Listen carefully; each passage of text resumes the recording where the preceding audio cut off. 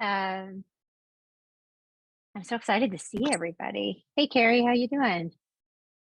I get to see you with video today, for a minute at least.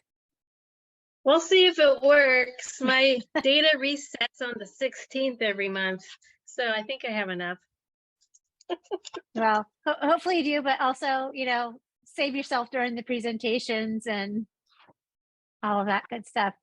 Well, I'm super excited about our speakers today. We have Susan Kendrick from ODA, and she is going to help us demystify the process of becoming ODA licensed. And we've had a lot of conversations as a group about what does licensing mean? What do I need to do about this? And we've come to a place where I think we have some shared language. We figured some things out in our own hubs, but there's still probably some questions. And there's also, there's always some new folks coming on and new development of hubs. So Susan has graciously put together a presentation for us, and we get to keep that presentation in our wonderful resource files that Shin has helped us pull together. And she will talk us through, kind of from start to finish, why the ODA is even involved in this situation in the first place, and how you can think about the ODA and your hubs. And then she'll make herself available for some Q&A. So Susan, if you want to introduce yourself to the group, and we can go from there. All right, and then I'll try to share my screen as well. Thank you for inviting me today. Nice to meet all of you virtually. I work for the Oregon Department of Agriculture Food Safety Program, and I'll explain a little bit in a moment about what we do. I have been with the agency for almost 25 years, so quite a long time, lots of changes, and yet always, something new, which makes the job interesting. I do field inspections, I do processing inspections, I do retail inspections. I'm also our education specialist, so I do a lot of outreach and internal training. So with that, let me see if I can talk my screen into being shared here.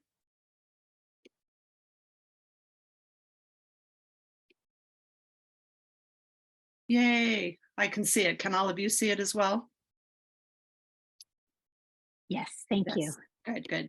And can you see just the main slide, or can you see do I need to go to slideshow so you don't see the slides down the side? I think we need slideshow. Okay, I can do that. How does that look? Okay. Beautiful. All right. Well, we already talked about who am I. Within Oregon Department of Agriculture, we have 5 program areas. And like I mentioned, I work for the Food Safety and Animal Health program. We also have internal services and consumer protection. You might interact with that group if you need a licensed scale, for instance, and they do many other things. Market access and certification programs, our marketing program, you might have an opportunity to interact with them. This houses the organic program, the GAP program, those might also be familiar.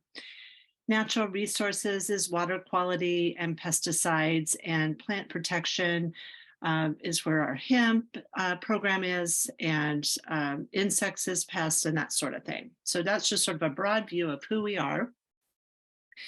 And then within food safety, we inspect just nearly everything to do with the food system, with a few key exceptions.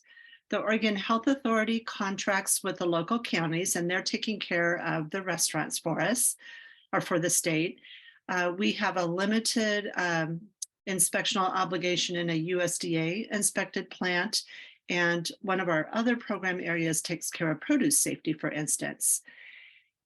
And there's a couple of things I'd really like to emphasize today, and one of them is this next point. For as many years as I've been with ODA, regardless of who our directors have been and who I've worked for, we've always been allowed to, expected to, and encouraged to educate before we regulate. And we have as we talk through the process, hopefully you'll see that we do a lot of outreach and consultation. We don't charge for it. We want to get people off on the right foot. And we really feel that if we can provide you with the information to be successful, hopefully we won't need to come in and take any enforcement action or regulate. So we prioritize our workload once we get people started based on the risk. And we'll come back to that point in a moment as well. And just to give you an idea of the scope and how many establishments that we do inspect, there's about 6,000 establishments. Some of those carry more than one license with us. So we have about 11,000 licenses that we are inspecting. Within ODA, we have a program director. Right now, he also oversees animal health and our state lab. We have 3 program managers and office managers, some office staff, and then our field staff positions. And we live and are located all over the state of Oregon. So I have several coworkers that live all along the coast, 2 in Central Oregon, 1 in Ontario, 1 in Hermiston, and of course, some of us in the Portland metro area, as well as Salem, Eugene, and Southern Oregon. So we basically live in the general area of where we work. So we're on location. And there's 8 of us that have specialty duties, but we all do inspections as well. So I mentioned I'm the education specialist, but we have other specialty areas, including dairy, shellfish, retail, et cetera. So we do a lot of different things. Today, we'll focus mostly on retail processing and warehousing because Sydney indicated that might be of most interest to this group, but we also license and inspect dairy processing. My coworker in Tillamook does a lot of dairy farm work. We do egg grading at retail. We grade eggs at the egg producing plants.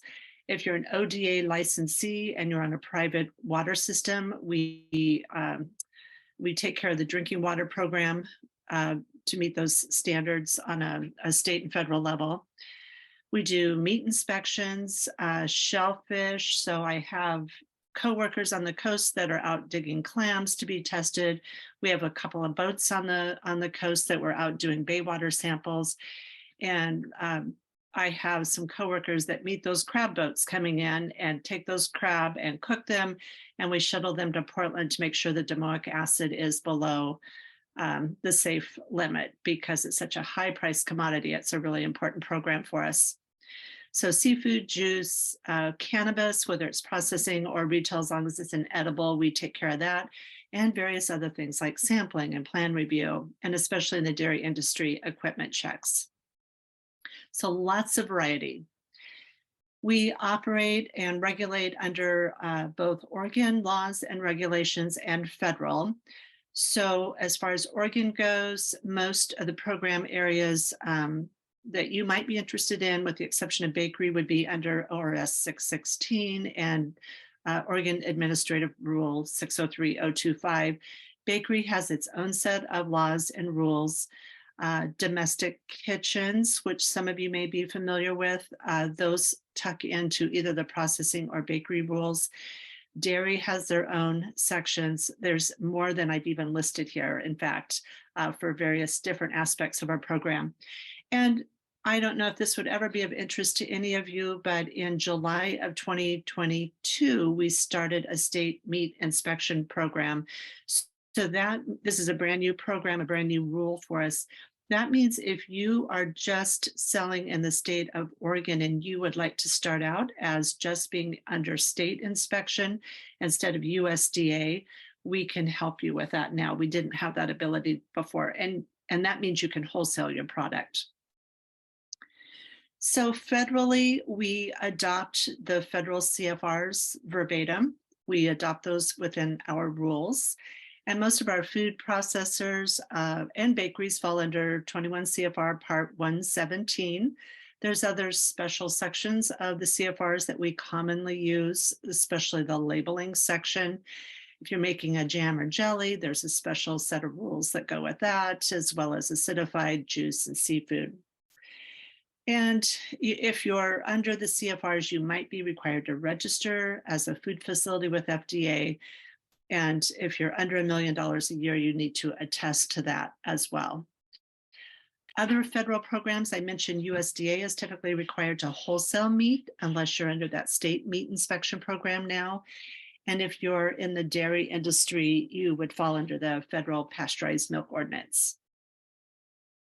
So this is just a snapshot of our website, the left navigation bar. And I'm going to zero in on the licensing information in just a moment, but I want to point out there's the third item down says, find my local food inspector. I'll go through the process and you'll see a lot of that is contact with your local inspector. If you click on that, you can go in and add your zip code and pull up the contact information for whatever type of license you need, who's covering that in your area. And you'll see our phone number and you'll see it's our cell number and you'll see our email address. So another thing I really want to emphasize today, please reach out to us. If you're in need of a license, the earlier you reach out to us, the better we can help you. We really don't want you to go too far down a path and spend money on something that isn't licensable. So we are very happy to help people out up front. And that's an easy way to find the right person. You can also call our Salem office too. So one of the other selections is the licensing information. As you can see, I pulled up the food processing information here, and you can find links to the laws and the rules and our informational handouts and what it means to be a food processor. This is legally what that means. So if you're cooking, baking, or heating, etc. So perhaps where some of you have started, and this is in just conversation with Sydney, is perhaps some of you have started operating under one of our exemptions, state exemptions. One is the residential kitchen exemption, and I didn't check how old these exemptions are, but it's been around, I'd say, a few years now. And as you may know, it applies to confections and to baked goods that don't require temperature control. And then there's other limitations on that exemption. You can only sell to the final consumer. The labeling has to indicate it's not from an inspected kitchen. And I think that there's a cap on how much money you can make as well. Some of you might also be under Farm Direct or have been under that in the past. That would be used for the raw agricultural goods, why you don't need to have a license for selling produce and some things like that, but also for a limited amount of processed goods that you might be growing most of the ingredients on your own farm. And again, similar to that residential kitchen, you need to be selling direct to the consumer, and there's a cap on how much money you can make under that exemption. So what happens, where is that threshold from being exempt to crossing over and needing a license? And when Sydney and I were talking about what to discuss today, one of the things in our conversation that we discussed is notice those exemptions. You're pretty small scale, so your customer base probably isn't huge. And you have a lot of direct contact with the consumer. If they have questions about your product, they can see kind of how you've made it, what you've been doing, perhaps what your farm looks like. There's a lot of one-to-one personal contact and personal information that can be exchanged. Once you start expanding and you're wanting to wholesale or maybe perhaps make something that's more complicated and higher risk, make more money at it, sell through the internet, do some things that might not be under that exemption, that's when you start crossing over that line and needing a license. So we have retail licenses, processing, warehousing, and these are the ones I listed before: baking, domestic kitchen licenses. There's two types of those: baking and food processing, and then various other licenses that you may or may not run across having a need for. So why do you need a license? What's the purpose of licensing food processors? We thought that might be a helpful point to touch upon. Our mission is I personally feel is important, and I think all of our inspectors share that. We want to help you prevent foodborne illness. We don't want what people are making and selling in the state of Oregon to make anyone sick. And how do we go about helping with that mission? All of our inspectors are licensed by the state as a registered environmental health specialist. And in addition to taking an uncomfortably long test to get that registration, we also have to have a 4-year degree with a science background. So a lot of my coworkers, like myself, have a food science degree, or microbiology or some other kind of general science, but we all have that background to help you identify where some of the risks are in your product and to provide some educational materials, help you get started, and then, actually come back and visit you and do an inspection so we can keep facilitating that safe food production or selling or storage of food in a safe manner. In fact, when I first put this presentation together, I kind of emphasize the construction standards a little heavily. So this could go on and on. I just put a few points on one slide to give you an idea of what some of the construction standards look like to obtain a license. The rule reference is up at the top here. It's included in Division 25, and this applies to most everyone that we license. Floors, walls, ceilings, we want those to be durable. We want them to not be absorbent. They should be cleanable. Your walls and ceilings should be light in color so that we can see if things are clean or dirty. We want the doors and windows to be tight fitting. That's primarily so we don't get mice and rats and roaches and any other type of pest in your facility because they carry disease. And I know you might be located all over the state, but I cover downtown Portland and we do have pests in downtown Portland. So it's really important to block that point of entry. And plumbing considerations, when you call and talk to us, or at least in my case, if you were to call and talk to me, I'll almost always bring up plumbing as one of the first items of conversation because it's expensive and it's an investment if you don't already have adequate plumbing. We need you to have restrooms. We need you to have restrooms for yourself and your employees, whether you are a warehouse or a food processor or a retail store. We are really big on hand washing because we know that's key to preventing the spread of foodborne illness. So we need hand sinks that are dedicated to hand washing. And if you're handling exposed food, they need to be both in the restroom and outside the restroom. And of course, they need soap and paper towels and hot and cold water. You need some place to wash, rinse, and sanitize any equipment and utensils if you are using those. That might be a 3-compartment sink like the picture shows, or it might be a dishwasher. And then we also talk with you about needing perhaps a mop sink or some way to access and dispose of mop water so you can clean. And we want you to protect the food. We want it protected during storage and protected during handling. So if you're a warehouse, for instance, we're probably looking to make sure perhaps the food is stored off the floor and that you don't have cleaning chemicals stored over top of it. So this man is my supervisor, John Burr, who's retiring, unfortunately, in about a month. But this was back in a few years ago when he was out inspecting.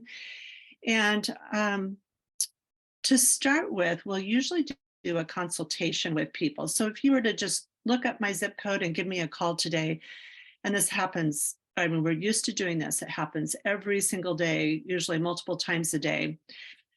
You give us a call and we're going to ask you some questions so that we can get a feel for what it is you're interested in doing.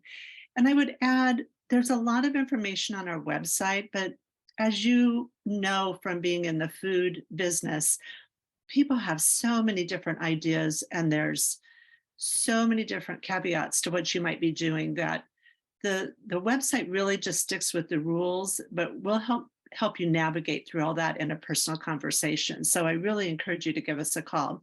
We'll talk about those facility requirements. Do you need a 3-compartment sink, or are you just a warehouse so you don't need a place to wash anything?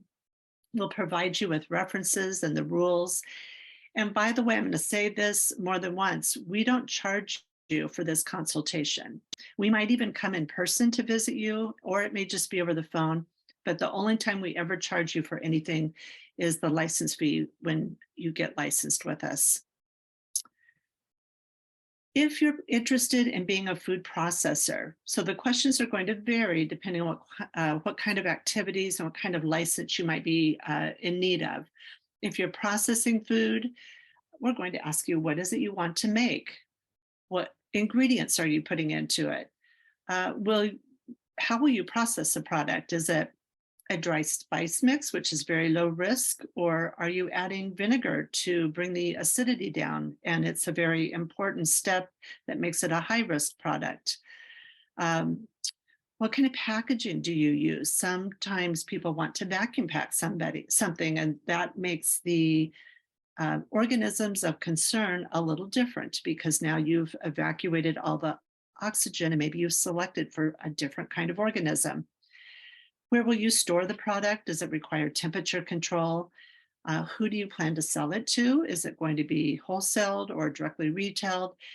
And then labeling requirements, probably the most, well, without a doubt, the most common cause of a recall is forgetting to put an allergen or incorrectly declaring an allergen on a label.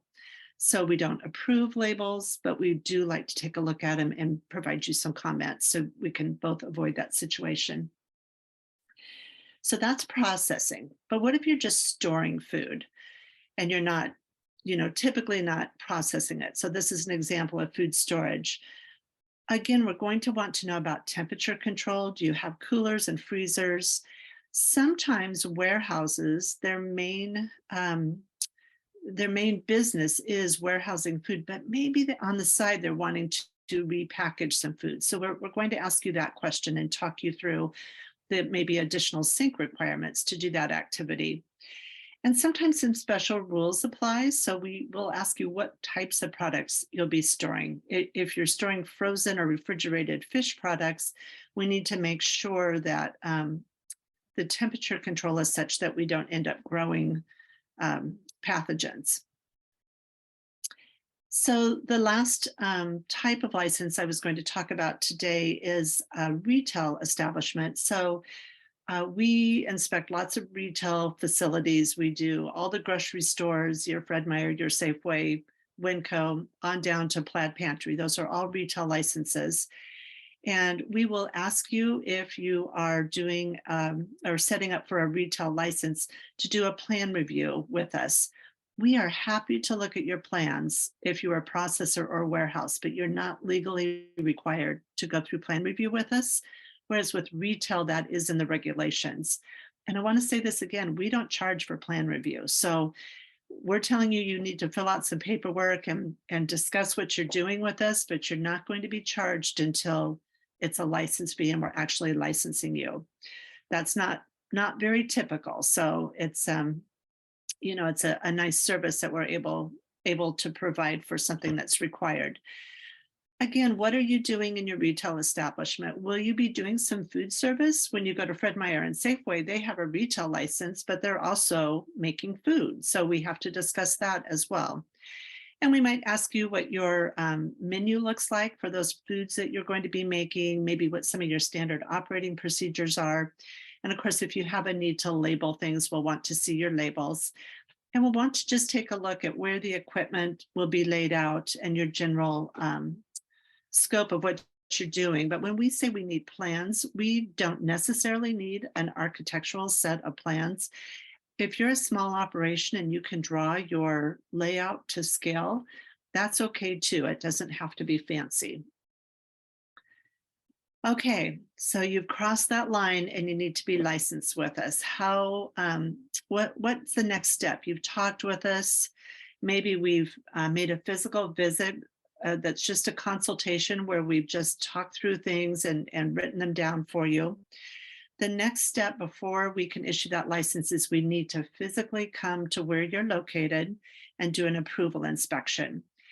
And if it's the first time you've met us, you'll know it's us. Well, for one thing, we'll pull up in a state vehicle with an e-plate, but we also carry state ID with us to identify ourselves. We should be showing that to you every time we come in. We're going to take a look at everything that we've talked with you about on the phone or during that personal consultation. So the construction, the product, the process, etc. We'll also talk with you about employee health. It's really important that we let everyone know that when we say you shouldn't come to work when you're sick, we mean vomiting, diarrhea, sore throat with fever, jaundice, because it's associated with hepatitis. So what kinds of illnesses are associated with foodborne illness? We'll talk about when and how to wash your hands, and just kind of in general go through, clean outer clothing, hair covering, that sort of thing. If everything looks good, we bring applications with us. We can collect the payment, write you a receipt, and then send the application in for you.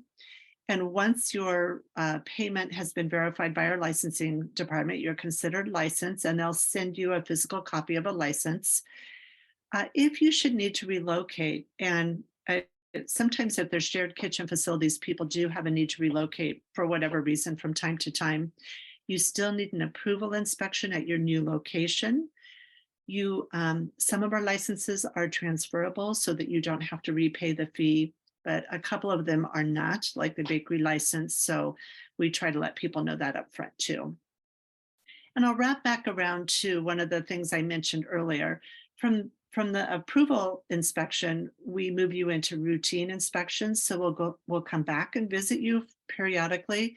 That frequency is based on risk. So if you're an ambient warehouse where nothing requires temperature control, we may not be back for a couple of years unless you have a question, and then we're happy to help you out. But if you're doing a high risk product, like maybe acidifying, making a hot sauce that is shelf stable, we'll probably come back at least annually. So we base that on frequency on risk. And with that, if you have questions, I will do my best to answer them. All right, y'all. What questions are showing up?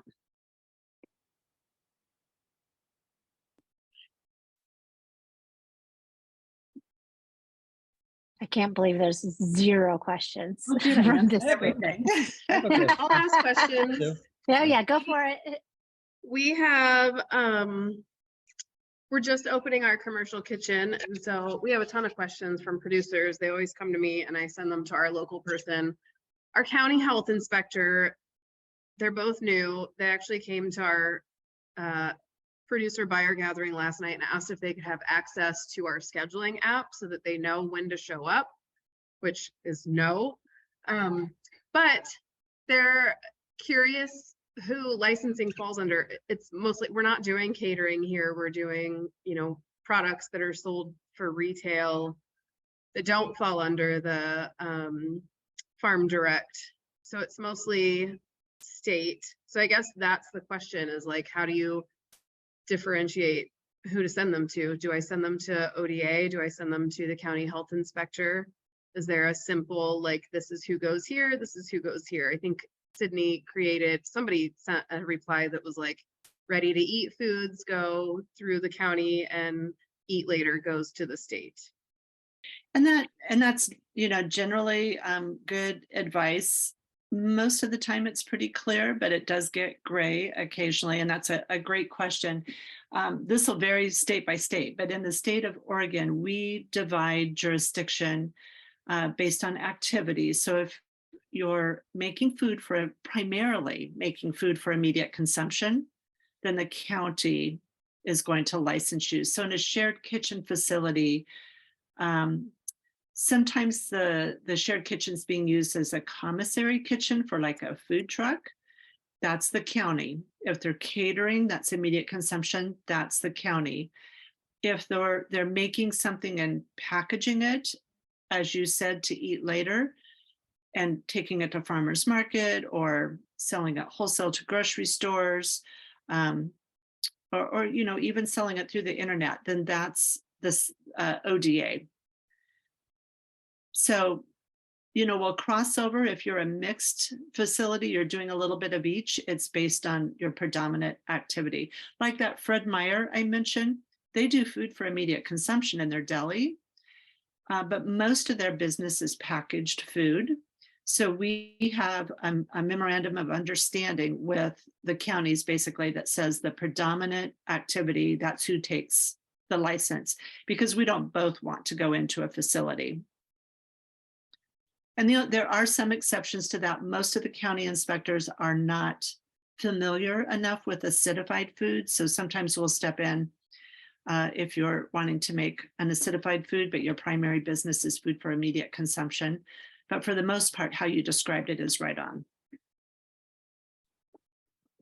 We'll take Andy, Catherine, and then we'll go to Jared's question in the chat. Great, thanks, Sue. We are located in a building that is in the midst of a big construction project. We have a finished retail space, or finished front half of the building that we're operating out of now, all licensed and approved.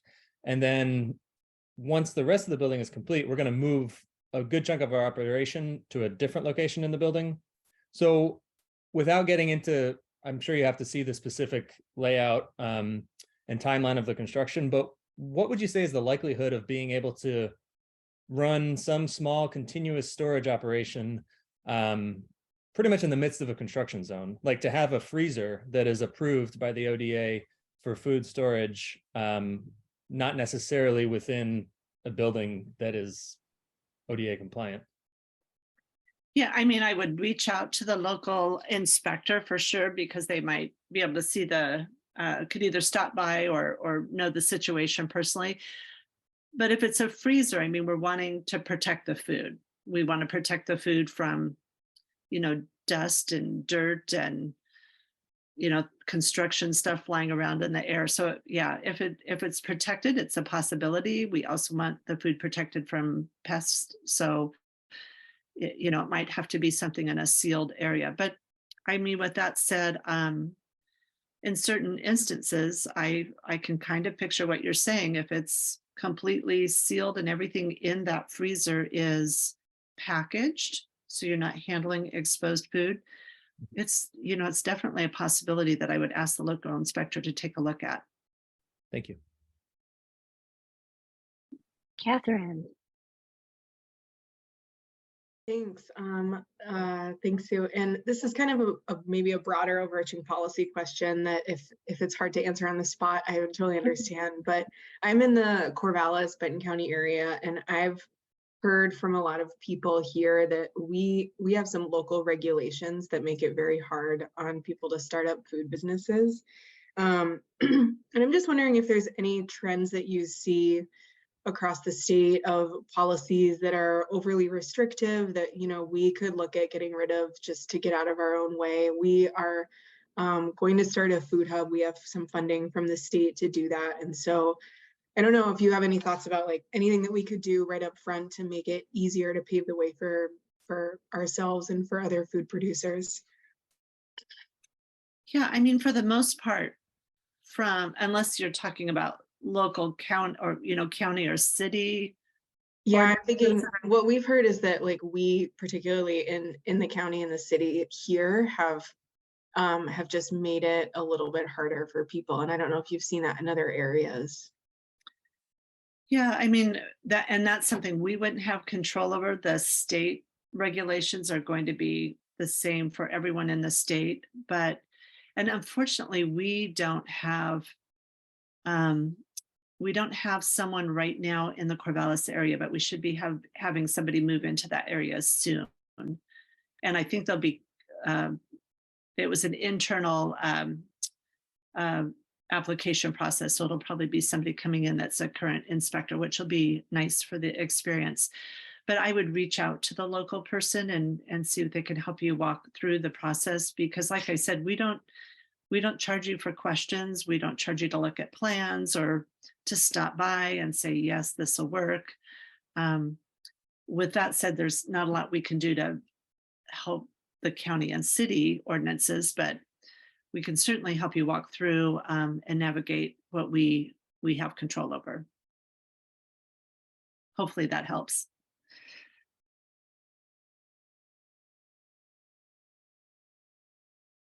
We had a question from Jared in the chat, and then we also have a question from Christy Athens.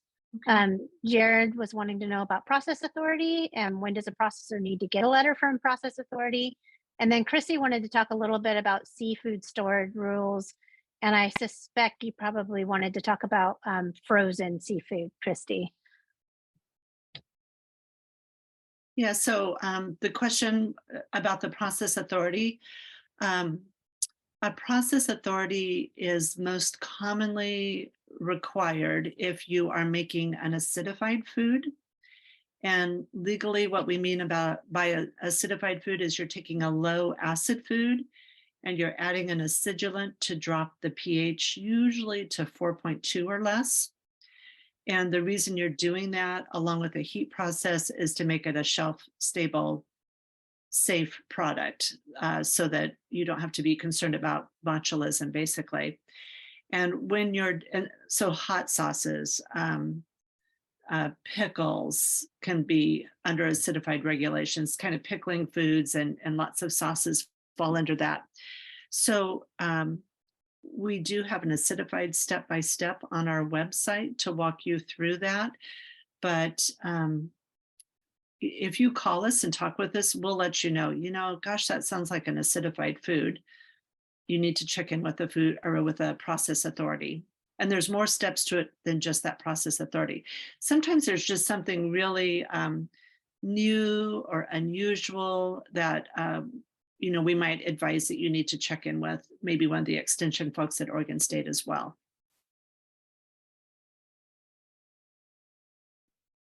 Okay, and then Christy, do you want to elaborate on your question a little bit, Christy Athens? I will. It's kind of, there's a lot of banging going on. So Sorry. I'm afraid to go look. Yeah, I was just curious. You said there were special storage requirements for seafood. I have a warehouse where I have meat and frozen seafood. I mean, all of it's frozen. So I just wondered what was different about seafood that I might not know. So there is a regulation. I think it's 123 CFR Part 123, if I'm not mistaken, that is in regards to seafood HACCP. And so that regulation says that you need to do a hazard analysis and determine if you have any hazards of concern, and then you need to control those. And in addition to that, you have to follow the 8 standard operating procedures, like keeping track of pest control and your water supply and things like that, making sure it's of good quality. If the seafood is frozen, with that said, you will likely find in your hazard analysis that you have no hazards that you need to keep track of, and you'll just fall back to those SOPs. And if it's a warehouse, some of the SOPs like cleaning food contact surfaces are not going to apply. And so you'll have a checklist and some paperwork that'll be pretty minimal. So basically it's the same as frozen meat.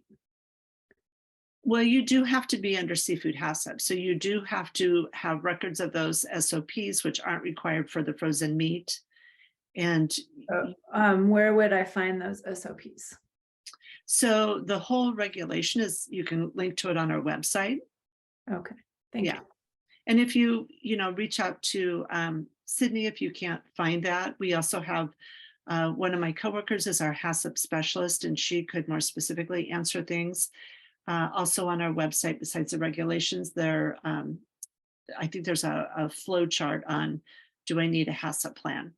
And interestingly, that regulation went into effect, I believe, in the late 90s. And at that time, the written hazard analysis, it wasn't required to be in writing. So you aren't required to give us a written hazard analysis, but you do need to assess if there's any hazards associated with your product. But generally, labeling might be an issue depending on how you're receiving it. But if it comes in frozen, stays frozen, goes out frozen, you're probably not going to have much that you have to monitor as far as seafood goes. And thank you for bringing up the meat. That would, if it's raw meat, that would require a meat license from us. No, everything's frozen. I do have a meat license though. Okay, excellent. I suspect there's probably a lot of us that are moving and holding frozen fish. That's how most of us see our fish. That probably need to take a look at that regulation that Christy just dropped into the chat for us, and we probably need to do some remediation work. Sydney, would you like me to send you a couple of links regarding frozen fish? Yeah, I think that would be helpful, and I may have some questions for your seafood specialist as well. Okay. I do know that many of us do hold some frozen seafood, and I don't know that all of us, or frozen fish, and I don't know that all of us have done. I know that a hub that I work with has not done that. So Okay. I suspect I'm not the only one. Yeah, and it's kind of tricky. I mean, technically, if you have a can of tuna fish, you're under seafood HACCP if you're warehousing it. And yet there's, other than monitoring for pests and that sort of thing, there's not really, when it comes down to it, a lot you have to do. It's when you're holding refrigerated fish. There's, some toxins and such that can be produced if refrigeration isn't adequate. And that's where you really have to start monitoring. But I'll provide you some resources. Cool. Thank you. Appreciate that. And Yeah. Chrissy, great question. Let's see, I've lost track of the chat. What other questions do we have from, oh, sorry, Carrie. Yes, please ask your question. Thanks. So my question is about the retailer license. Once you cross that threshold and determine that, I guess as a food hub selling through an online marketplace, we kind of jump into the middle of that farm direct relationship. So is that financial transaction the only determination of designating a food hub as a retailer and needing a retailer license, or are there other factors? As opposed to being under an exemption, you mean? Yes. Yeah, well, and part of it has to be with how there is more to it. Part of it has to do with how the transaction occurs. Most of the time, if you're operating under an exemption, you need to, there's some situations or some items you can specifically have do under consignment. But for the most part, you need to be the person selling directly to the final consumer. So if you transfer that product to the hub, and now the hub is acting as the seller of that product, that's going to trigger the license. Okay. Does that answer the question? Yeah, it does. And where would I find the requirements for that retailer license? If we're just a warehouse and providing storage and then repacking and delivering it out, there's no pickup, there's no public here. We still have to have like public restrooms and all of that. So if the public's not there, for instance, you don't need public restrooms, but you need a restroom for your employees. If we have employees. We have no employees. Yeah, I mean, if there's somebody there, who have access to a restroom, yeah. Okay. Yeah, and Okay. I mean, the general construction requirements that I just had the one slide for, those apply to warehouses, food processors, and retailers. And but it's going to differ a little bit. If you're handling the food, if you're repacking exposed food, you need a hand sink in the area where you're repacking. But if everything stays packaged, then you don't need that. And sometimes knowing what kind of license you need is something you'll have to talk with us about. We try to give a license based on kind of how your facility operates. So for instance, I license and inspect at one of the big shared kitchen facilities in Portland. And we have a lot of people making food in there, but maybe they take it directly to farmers market. So they're actually selling it directly to the final consumer. And we'll give them a food processing license because there's no retail storefront there. So they're really acting as a food processor. Okay, thank you. Yeah, so your situation, we might have to evaluate. Do you really need a retail license or do you really act more as a warehouse? Okay. Yeah. Thank you. We have a couple more questions here. We Okay. have one from Megan, who is talking about local health system, and then a comment from Caitlin, Susan, that I'd love to have you speak to, which is about holding frozen seafood. And their ODA inspector has said that they didn't need their own HACCP for that.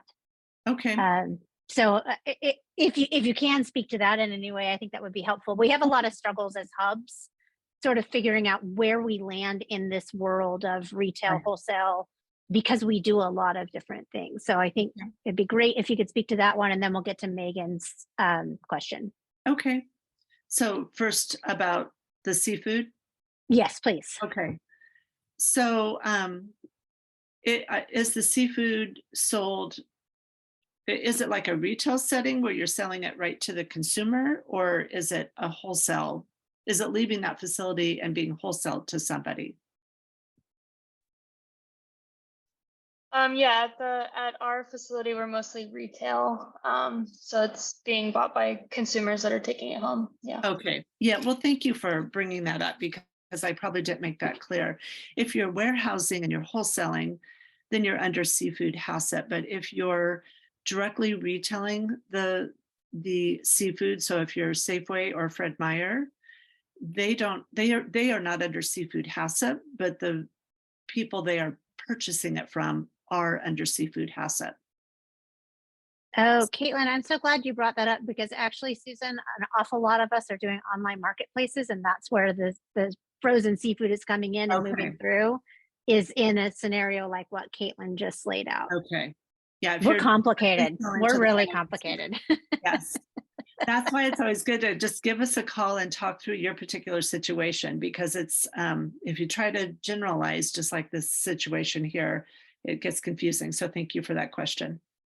And then Megan had a question. Megan works for a local food system, and it's looking, Megan, do you want to go ahead and lay your question out for Susan? Sure. And I am new to the hub, and I may be in the wrong meeting, but this has raised some questions for me. So I work for a local health system, and we have a small grant to be able to provide food to community at a fresh food market, like a free fresh food market. And we are planning to work with a local producer to do this. And I'm just wondering if there are any regulations that I need to be thinking of, because in theory, the hospital system is going to be buying the produce from the market, and then we are distributing it to community. And so I'm a little bit lost on how we fit into the is this direct to consumer or not situation. So, please feel free to reach out to your local inspector with all the specifics. But in general, if it's raw produce that's not been processed in any way, you don't need to be licensed with us to sell raw produce. So you go to the farmer's market and you're at a produce stand and they're selling their own produce. In general, that doesn't require us to license you. Great, thank you. Yeah, sure. Do we have any other questions? I've learned a lot. I learned about fish, and then I unlearned what I learned about fish today. I'm sorry. No, that wasn't you. It's why we hold these meetings, because sometimes we discover things that people like the wonderful Caitlin have already discovered on our behalf. Yeah. Are there any other questions that we have for Susan while we have her? Susan, thank you so much. This has been hugely helpful. I feel like I learned a lot. I think you have already sent me your presentation, unless you've updated since you sent it to me last. I did. I sent it to you without pictures is all, because it's too big to send with pictures. So it's okay. It's the blank version. Okay. We will collect Susan's presentation with this meeting's notes and transcript and all that good stuff. So we'll all have access to this into the future. And then it sounds like maybe there's a little bit of follow-up around the fish that you and I need to do to make sure that folks really, so we all do different things. So I can't speak on behalf on all of us how we are moving this fish around. So I think we probably need Yes. to do some more I discovery think the there. handouts will help you with that. Yes. Mhm. Okay, wonderful. Thank you. Yeah, you're very welcome. Super appreciate it. And you are free to take some time back in your day, Susan, if you would like to. And we're so grateful to you. Thank you for coming Yeah, and you're very and helping welcome. And us. reach out to us if any of you come up with questions later. All right. Awesome. Thank you, everyone. Appreciate it. All right. Next up, we have today is ODA Day.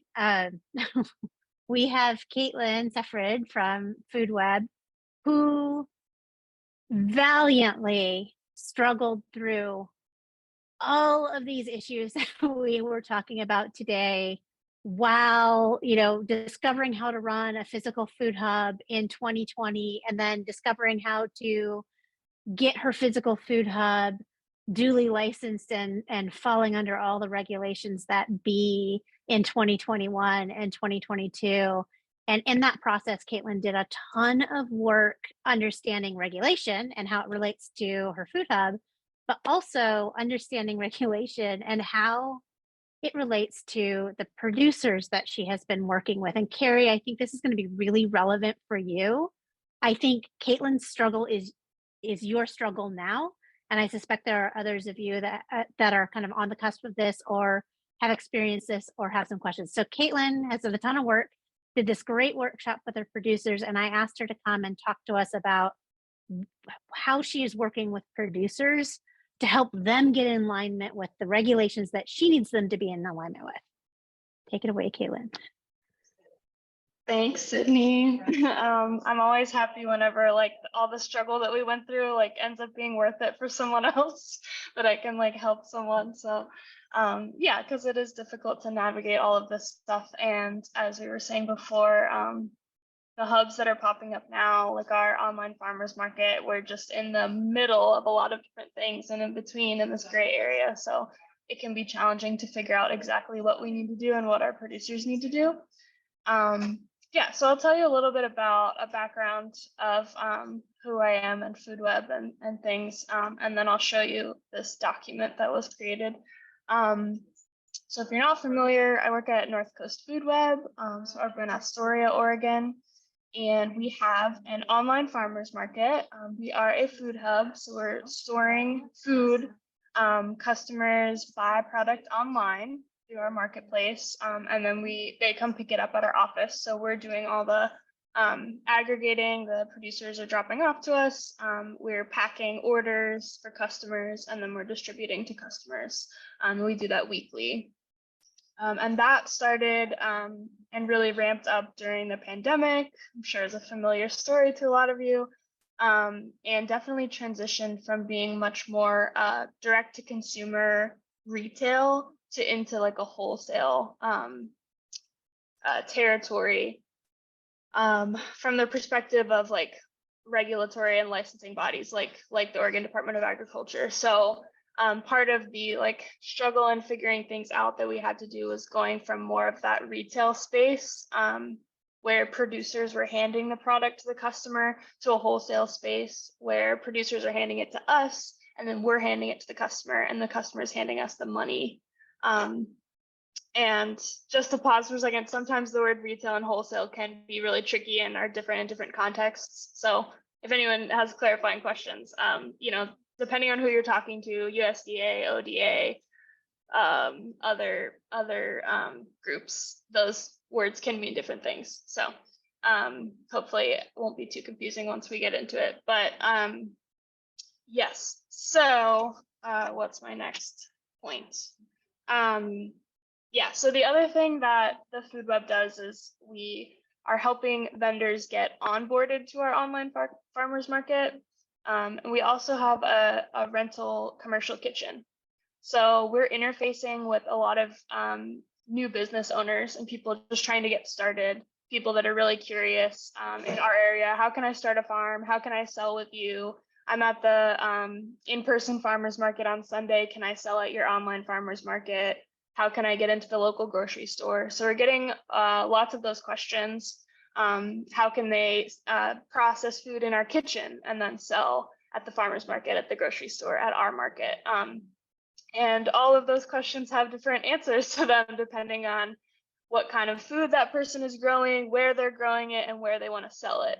And so it really quickly gets kind of complicated, and we are trying to help folks out with their business planning. And then if they're already running their business, figure out, okay, what licensing do you need and how can you grow or pivot your business to do the next thing that you want to do? So that's why we've gotten so many questions and had to like wade through all of this territory in the past couple of years. And I really appreciate that presentation from Susan, because a lot of the information that people are coming across online, or even with some resources, and when they call ODA, sometimes it can be really confusing, the words that they're using. And if you're reading the law, the text of the rules and law, it can be confusing. And so people come back with questions to either ODA or to us and other service providers. And then my final piece of context for you is that we're up on the north coast of Oregon. We have a lot of small businesses and family businesses and people just getting started with their business. So we are a bit under-resourced up here, and things will look different depending on which part of the state or country you're in. It's a different landscape in Portland for sure. So you might have different challenges at your food hub or your organization. But yeah, we don't have an OSU small farms program in our county. And our ODA inspector is super busy. Like, she's managing a really big territory and doesn't always have time to do the consultations with people right away. So that's just a factor to think about in our area. Okay, so I'll show you this document. About a year ago, I worked with a staff member at Food Roots, which is in Tillamook, very similar small nonprofit. And we were presenting to a Grow Your Farm class, which was through their OSU Small Farms program in Tillamook. And we just wanted to give producers or beginning producers a snapshot of what do they need to think about with their products in terms of licensing, labeling, and then some kind of business requirements to sell with our markets specifically, and then other outlets. So let me share. And is that visible? Yes. Okay, cool. Okay, and then Sydney has a copy of this and I have copies of this, and we can send out PDFs. But my big caveat is that this was created by myself and some other nonprofit staff members, and it has not been fully vetted and checked off by ODA or the other licensing bodies on this chart here. So please view this as a draft and as something that you will need to double check with your regulator and your ODA person. And then as a side note, Sydney is really interested in trying to develop a version of this that is vetted by ODA that can be distributed more widely and can be seen as a more bona fide resource. So that's a hopeful note for the future. But yeah, I don't want to misrepresent myself. Please don't take this as the final rule. Please go talk to your local ODA inspector or the state ODA staff. So this is our little chart that we created to just give the target audience is someone who's thinking of starting a food production business, starting a farm, ranch, food processing. And maybe they're just in the beginning of business planning, or they're like halfway through business planning and they're deciding those questions that I was talking about earlier. What products am I going to make? Where am I going to sell it? Who am I going to sell it to? What does my facility look like? it would be great to have answers to those questions before you know, start building your facility or before you buy the containers and labels that you think you might need, because a lot of the answers to those questions will change what licensing route you need to go down. So this, this was intended to give people an idea, of snapshot of maybe what they would need if they know they're going to try to sell meat wholesale. They should for sure check out the USDA inspected rules and stuff. So just giving people that snapshot. And then if you're trying to start a food business and you have some options in front of you, you just bought a farm and you're thinking, should I sell eggs? Should I grow strawberries and make jam? And should I sell those things at the farmer's market, or could I sell them at the grocery store?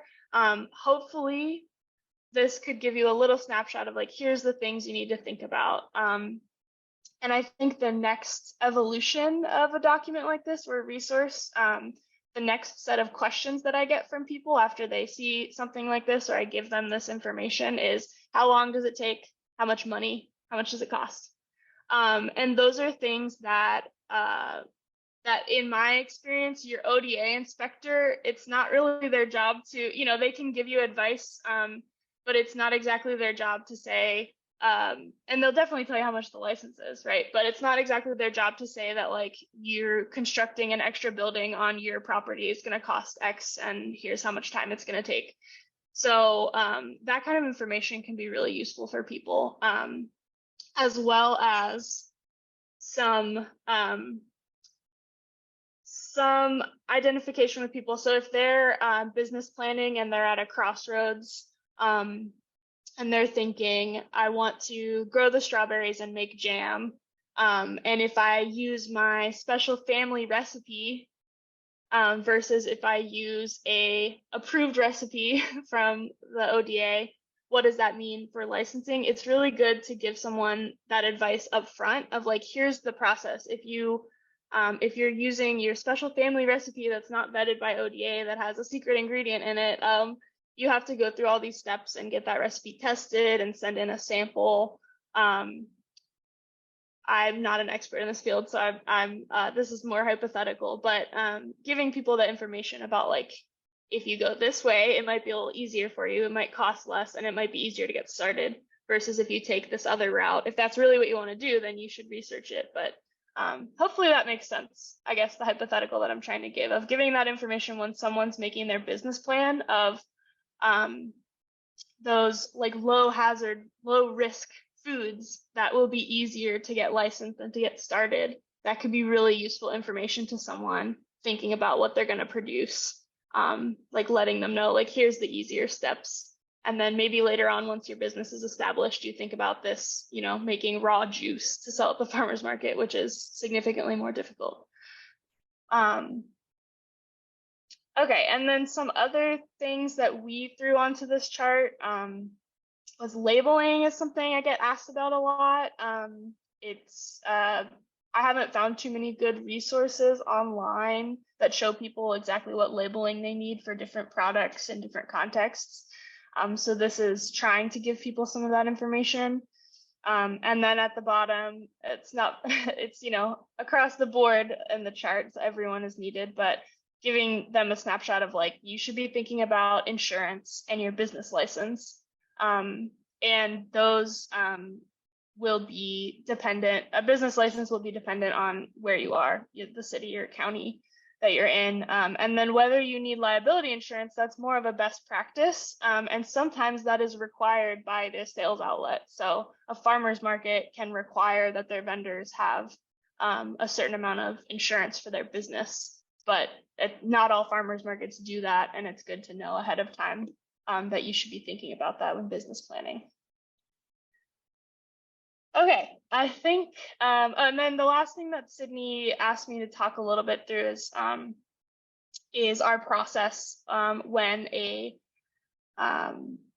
someone comes to us and they are asking these kinds of questions. So like I said at the beginning, we have folks that are trying to use our commercial kitchen for food processing. And then we also have vendors that would like to sell with us through our online farmers market, or who need help getting into the local farmers market or the local grocery store. that we can help advise them. And so my first step, which was similar to Susan's advice, is that you need to contact your local ODA inspector. That's that's pretty much what you need to do regardless of whether you talk to me or not, but please talk to your local ODA inspector. And then what typically happens is they'll come back to me with questions. We'll kind of I'll try to help them find resources, turn some things into plain language, or I will also I have a great relationship with our local ODA inspector, and I will talk with our local inspector, Barb Kripe, and kind of help interpret things for that vendor, that person that's trying to start their business. Yes, good thing to note. And then if there's a sensitive situation, I mean, sometimes people come to us and they're already selling something, and I don't think they have the licensing that they need, or they have a question that they don't want to talk to a local inspector about. I tell them to call the state ODA hotline, and you can always present something as a hypothetical situation. I would like to sell my flour at the supermarket, and they will help you. And typically, talking to ODAs, like Susan said, is not a very punitive process where they're trying to find that you're doing something bad and are going to punish you for it. They're typically trying to give you that education. Like she was saying, that's their first thing. So yeah, I talk to a lot of vendors that are scared to take the step of calling their local ODA person, and it's good to kind of coach them through that. Or if they really aren't doing it, sometimes I do it for them and kind of get the conversation started. So yeah, I think that's probably it. And I'll leave to questions now, unless Sydney, there's something else you want me to cover. Caitlin, I really just want to say, as you can see in the chat, this is an amazing document. and the amount of work that you've done figuring it out and laying it out in a way that makes sense for the folks that we as hubs are doing this kind of service provision activity with is really, really incredible. And Amy Gilroy and I are having a side conversation about how do we get this document into a place where, we've got ODA sanction on using it as a training tool. So just please take that. Thank you from all of us for doing all of this work. It's incredible. It's incredible. And now I will open it up to questions. And I can't see everybody. Were there any questions that landed in the chat? I didn't see any. So who has questions? Carrie, I knew you had to have one. There was no way you didn't have one. I'm grateful for all that you've shared, Caitlin. And Caitlin and I have talked previously too, but I'm kind of I'm moving forward slowly, but moving forward. And so my question is about insurance for the food hub. Do you, I don't even know what to ask for. What do you call it? Does it exist? And does it cover just the physical warehouse or people inside it or breakdowns of machinery? And do you have any insight on that? I'll say I'm not the best person at my organization to talk about that because so ours was, our nonprofit was covered by insurance before we were a food hub or had food or were storing food. And then as we added those pieces, as we added, a commercial kitchen for rental, we talked with our insurance agent and we were like, what do we need to add, if anything? And I can chat with our director and get more information on that. But maybe someone else on this call has better information than me. I'm just not the insurance person at the Food Web. Yeah. Carrie, you'll want to be talking to, as Caitlin said, you'll want to be talking to your insurance agent, and you'll want liability. If you think about it, you are reselling food. So now you're sort of in this high risk business, which you probably don't think of as high risk because you're a farmer and you do it every day. But you're in this world where you are, selling people products that they can consume, and things can happen with products that people consume. So you'll want liability. And then you'll want to talk about all of your equipment and how that needs to be insured and who uses it and how they use it. as you bring on employees, your insurance story will change as well. But I think your best place is to talk to your insurance agent about specifically what you are doing on your property and why. Jasmine, it looks like you have a question. Oh, that was just to tag along to insurance, because I just went through this with my food hub. And one thing to add is that requiring your vendors to have liability insurance too. I think that goes to the back of the mind sometimes, but insurance companies for food hubs are adamant about that, and there's really no way around it. So. Thank you, Jasmine, for adding that. And what you'll want to do when you have your folks provide their insurance is you'll want to have a certificate of insurance that names your hub as an additional insured. And then I see Katie Swanson, you have a question. Yeah, I was just wondering, Caitlin, so part of the onboarding process, you're sharing this information with your producers of like, this is what's required by the state.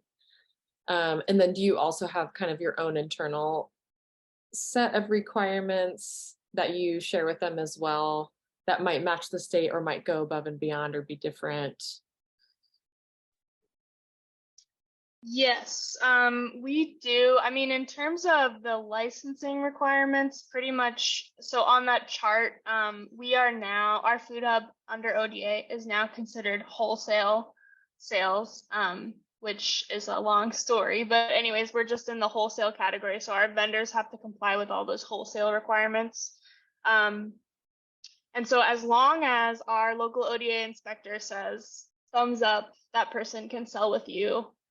That's mostly what I'm looking for. And at this point, our market staff members who are onboarding vendors, we know if someone comes in and they're a meat vendor, we know that we need to look for certain licensing, so there's a bit of vetting there on our side. And then we do have a set of market requirements for vendors, but the things that are more strict tend to be like delivery instructions, like making sure your packaging has your like there's some labeling things that are just more convenient for our process for packing and distributing food that go above ODA.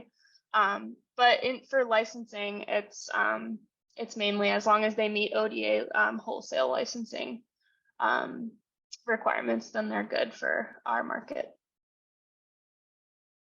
So does every vendor actually have to get approved by ODA, or you're just making sure that they meet ODA's requirements? It's the way that I kind of run things is I know who to flag. Like if you're a produce vendor and you're just selling produce, there's no reason for me to ask our local inspector if they're okay, versus again like meat, dairy, even eggs for us. Like I can go directly to I can talk to our local ODA person directly and say, do you know if they have a license? Because she has a list of everyone that has a license in our area. Or I can ask that vendor to like go email that person and just get like a check from them. There are hubs that require a copy of the licensing, and that's probably wise. We haven't always done that. We've been a bit more informal about it, but you could require them to submit a copy of the licensing that they have.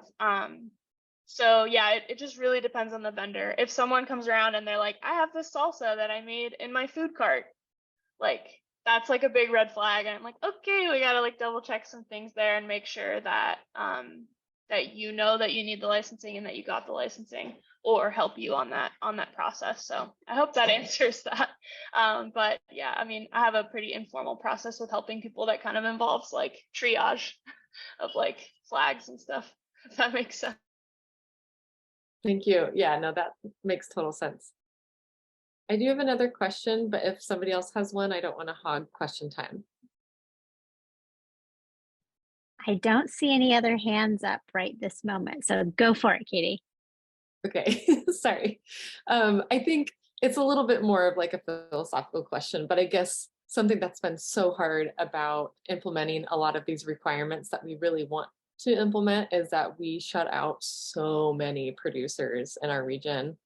There's just not that many that meet these requirements. And so I guess I was just curious about people's thoughts on that, and like maybe what your organization is doing to kind of confront that issue or to build capacity. I know that's kind of a big question, but it just feels to me it's a little bit of elephant in the room just because it's been such a struggle here.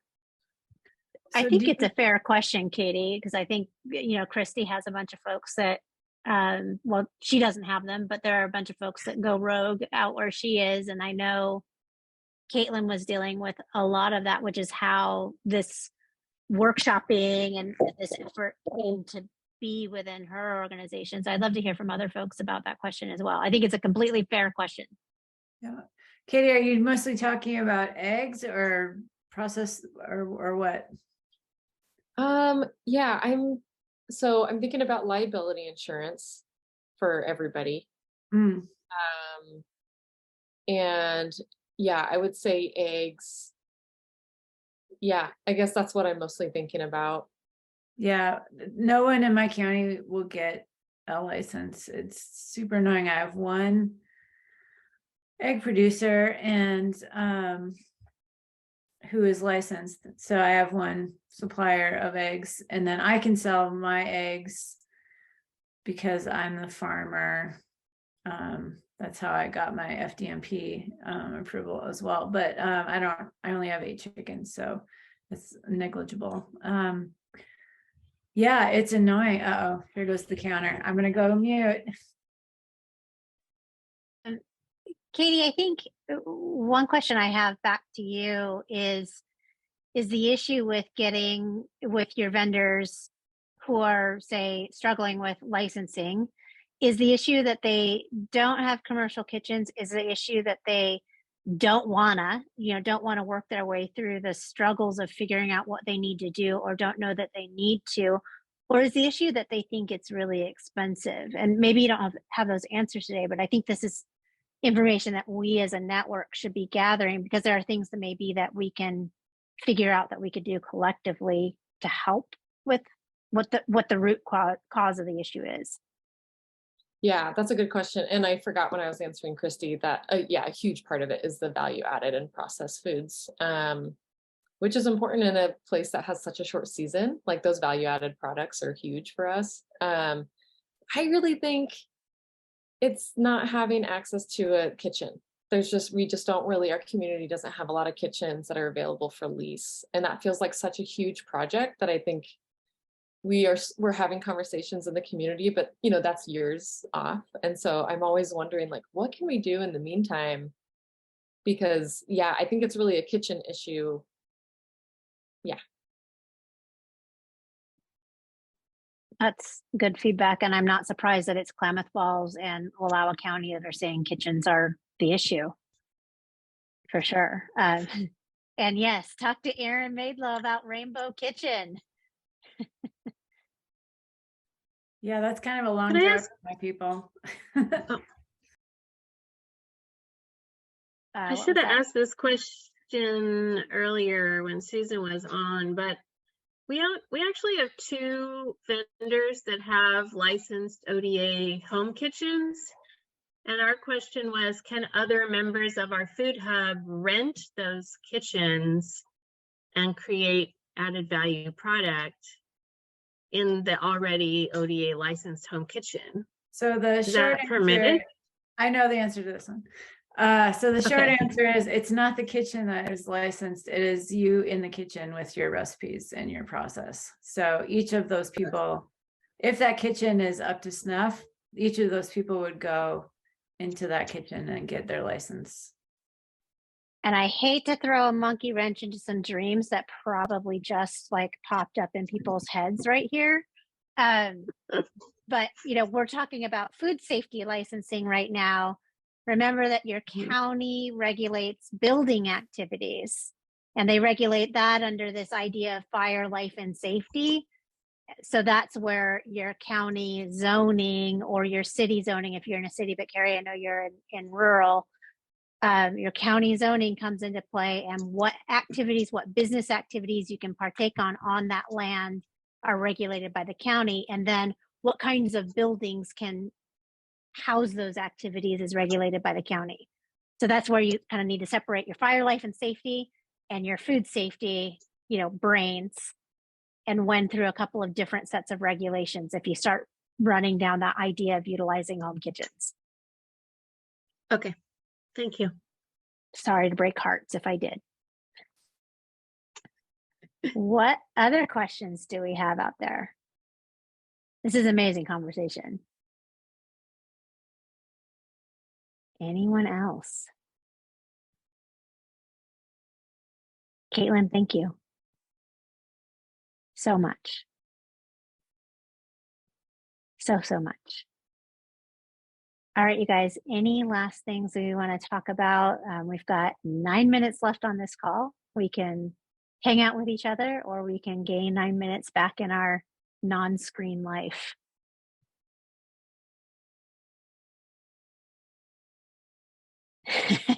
Christy's got a refrigerator, or not her